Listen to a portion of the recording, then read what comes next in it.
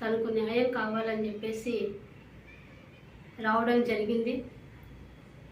ఈరోజు ఎమ్మిగనూరు పట్టణంలో విలేకరుని అని చెప్పుకుంటూ, ఒక పార్టీలో నాయకురాలని చెప్పుకుంటూ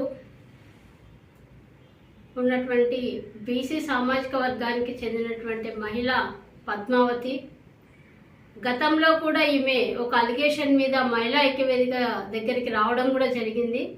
అప్పుడు ఏమంటే ఆమె పైన ఒక కేసు, ఆమె పైన వచ్చినటువంటి ఫిర్యాదులకి, ఆమెకి సంబంధించినటువంటి ఒక సమస్యకి మహిళా ఐక్యవేదికలో నుంచి ఒక ఫేస్బుక్లో ఒక ఫోటో తీసుకొని ఆమె దాన్ని పెట్టి మహిళా ఐక్యవేదిక ఆమెకి సపోర్ట్ చేస్తుంది అని చెప్పేసి న్యూస్ రాసుకోవడం జరిగింది.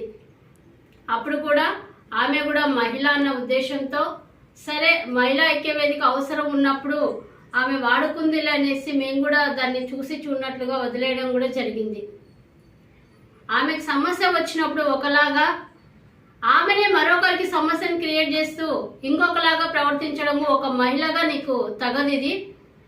గతంలో ఈరోజు నువ్వు ఫిర్యాదు చేసినటువంటి ఫిర్యాదు ఎఫ్ఐఆర్ ఏదైతే ఇప్పుడు రూరల్ పోలీస్ స్టేషన్లో నమోదైందో,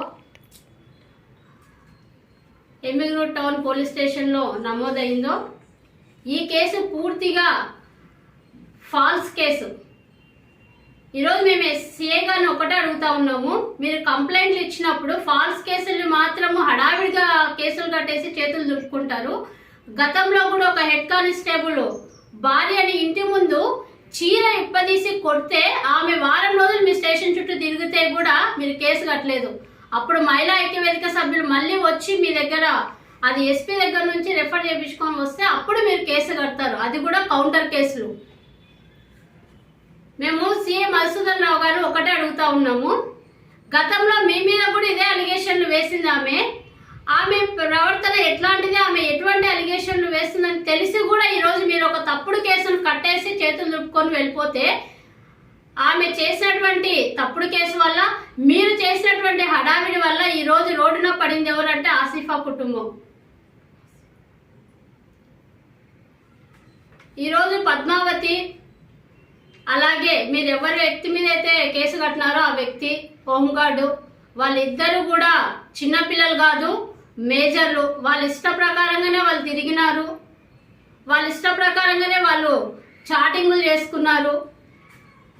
ఇప్పుడు ఇష్టం లేదు అన్నప్పుడు ఆమెని అతను ఇబ్బంది పెడితే మీరు కేసు కట్టండి, తప్పులేదు దాంట్లో. ఈరోజు ఇచ్చినటువంటి కంప్లైంట్లో ఉండేది మొత్తం కూడా ఆమె ఫస్ట్ కంప్లైంట్ స్టార్టింగ్ నుండి చివరి వరకు చూస్తే వాళ్ళ పరిచయాన్ని మొత్తాన్ని రాసింది. అన్నయ్య అంటూ నాకు పరిచయం అయ్యాడు అని. ఆమె మెసేజ్లు ఈరోజు చాటింగ్లో చూస్తే ఎక్కడ కూడా ఆమె అన్నయ్యను సంబంధించిన దాఖలాలే లేవు. ఇంకోటి హత్యాయత్నం అని రాసింది. మీరు ఎంక్వైరీ చేశారా అక్కడ వెళ్ళి? కంప్లైంట్లు ఇస్తే గుడ్డిగా మీరు కేసులు కట్టేసి చేతులు దులుపుకుంటారా? మరి గతంలో కేసు విషయంలో మీరు ఆ రోజు ఎందుకు విచారణ చేయలేకపోయినారని మేము అడుగుతా ఉన్నాం ఈరోజు సిఐ గారిని. ఈరోజు పద్మావతికి కూడా ఈ మీడియా ముఖంగా మేము ఒకటే తెలియజేస్తా ఉన్నాము, నీ వల్ల ఎవరు ఇబ్బంది పడినా, ఒకవేళ నువ్వు పోలీసులకు, ఎస్పీలకి, అలాగే మహిళా సంఘాలను కూడా నువ్వు బెదిరిస్తూ మెసేజ్లు పెట్టిన సందర్భాలు దండిగా ఉన్నాయమ్మా. నీ వల్ల మహిళా సంఘంగా మేము ఎదుర్కొంటున్నాం, కానీ ఇంకొక సాటి మహిళ, మైనారిటీ మహిళ, ఆమె ఇంట్లో ఉండే ఆమెను ఇబ్బంది పెట్టుకుంటూ ఈరోజు ఆమె పిల్లలకు స్కూల్ ఫీజులు కట్టుకోవాలన్నా, ఆమె ఈఎంఐలు కట్టాలన్నా, ఇంటి బాడిగలు కట్టాలన్నా కూడా ఆ జీతం మీద ఆధారపడి బతుకుతా ఉన్నారు వాళ్ళు. అట్లాంటి వాళ్ళని నువ్వు ఇబ్బంది పెడతా ఉంటే మాత్రం చూస్తూ మహిళా ఐక్యవేదిక ఊరుకోదు. నీ గతంలో కూడా ఇదే హెచ్చరిక చేస్తాం, మళ్ళీ ఇప్పుడు చెప్తున్నావు, ఇప్పటికైనా నీ పద్ధతి మార్చుకో. నువ్వు మహిళ అయినంత మాత్రాన నేను ఏం చేసినా చెల్లిపోతాదిలే అనుకుంటే మాత్రం తగదు అది నీకు. కాబట్టి ఇప్పటికైనా మేము డిపార్ట్మెంట్ వాళ్ళకి, ఉన్నతాధికారులకు ఒక్కటే తెలియజేస్తా ఉన్నాం, ఈ కేసు పైన పూర్తి స్థాయిలో విచారణ చేసి, ఈ ఫాల్స్ కేసు ఇది ఎందుకు అంటే వాళ్ళిద్దరు కలిసి తిరిగారా తిరగలేదా అనేది వాళ్ళ మెసేజ్లు చూసుకుంటే, వాళ్ళ చాటింగ్లు చూస్తే తెలిసిపోతుంది. ఇష్టం లేకుండా అమ్మాయి వెంట పడి ఉంటే మీరు కేసులు కట్టండి, తప్పేం లేదు. కానీ ఇటువంటి ఫాల్స్ కేసులు పెట్టడం వల్ల ఒక ఉద్యోగికి ఉద్యోగం పోవడం వల్ల వాళ్ళ కుటుంబం ఎంత సఫర్ అవుతుందో ఒకసారి ఆలోచించాలని చెప్పేసి దీని మీద సమగ్ర విచారణ జరిపించాలని జిల్లా ఉన్నతాధికారులకు మేము తెలియజేస్తూ ఉన్నాము.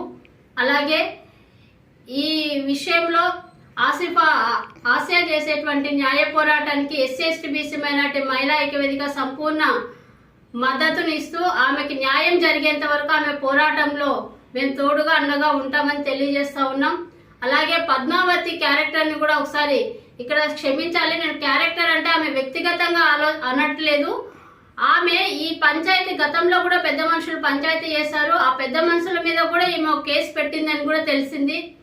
ఈమెకి ఎవరు మంచి చెప్పాలన్నా, ఎవరు సమస్యని సాల్వ్ చేయాలనుకున్నా కూడా వాళ్ళ మీద కేసులు పెట్టుకుంటూ పోవడము, వాళ్ళ మీద సోషల్ మీడియాలో అలాగే పేపర్ నా చేతిలో ఉంది కదా అనేసి ఇష్టం వచ్చినట్టు పేపర్లలో రాయడము, సోషల్ మీడియాలలో పెట్టడము ఈమెకు పరిపాటి అయిపోయింది. కాబట్టి ఈ విషయాన్ని కూడా జిల్లా అధికారులు గమనించాలి. అలాగే ఆసియా కుటుంబానికి, ఆసియాకు న్యాయం జరగాలి. న్యాయం జరిగే విధంగా పోలీస్ డిపార్ట్మెంట్ వారు ఈ కేసు మీద సమగ్ర విచారణ జరిపించి ఆమెకు న్యాయం చేయాలని ఈ సందర్భంగా తెలియజేస్తా ఉన్నాము. నా పేరు Nandi Vijayalakshmi, SC ST BC minority మహిళా ఐక్యవేదిక రాష్ట్ర అధ్యక్షురాలు.